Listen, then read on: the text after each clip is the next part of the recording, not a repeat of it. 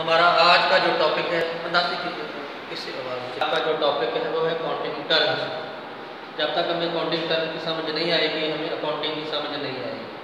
तो सबसे पहली जो हमारी टर्म है वो है बिजनेस।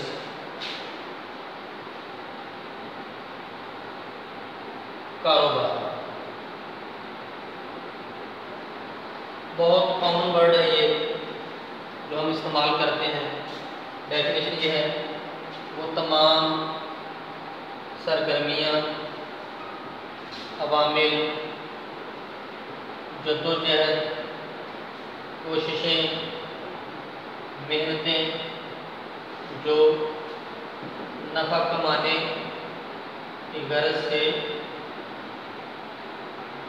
शुरू की जाए, बशर्ते कि उस मुल्क का कानून और मज़हब उसकी इजाज़त देता हो। बहुत सादा लफ्ज़ों में हम कह सकते हैं, नफ़े की खातिर जायज़ सरगर्मियों का नाम कारोबार है।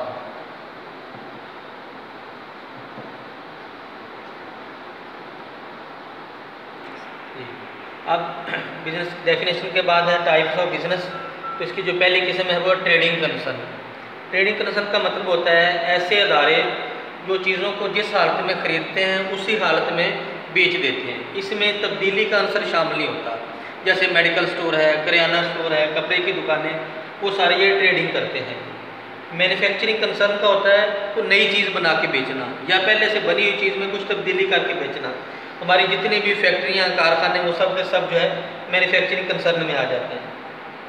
सर्विसेज कंसर्न, खिदमात का मुआवजा, जैसे डॉक्टर हजरात हैं, वकला हजरात हैं, टीचर हजरात हैं, अपनी खिदमात का मुआवजा वसूल करते हैं। इसके बाद है हमारा वोचर। कारोबारी लेन देन का जो तहरीरी सबूत है वो वोचर कहलाता है। इसकी दो अक़साम हैं, बिल और इनवॉइस या कैश में। बिल का मतलब होता है कि जो हम चीज़ें उधार पे ख़रीदते हैं उसकी जो रसीद है, उसका जो तहरीरी सबूत है वो बिल कहलाता है। जो चीज़ें हम नकद ख़रीदते हैं उसका जो तहरीरी सबूत है वो कैश मेमो कहलाता है।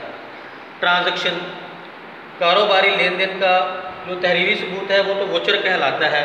ट्रांजैक्शन का मतलब होता है दो या दो से ज़ायद अफराद के दरमियान बाहमी लेन देन ट्रांजैक्शन कहलाता है। इसकी दो अक़साम हैं, कैश ट्रांजैक्शन और क्रय ट्रांजैक्शन।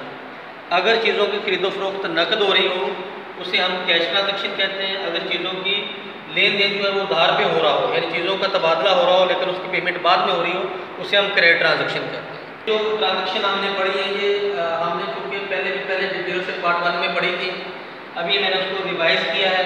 आप इसको डिटेल से पढ़ें, किताब से कंसल्ट करें, जहाँ से समझना है आप लोगों को आप मुझे टेलीफोनिकली या मैसेज करके आप मुझसे डिस्कस कर सकते हैं।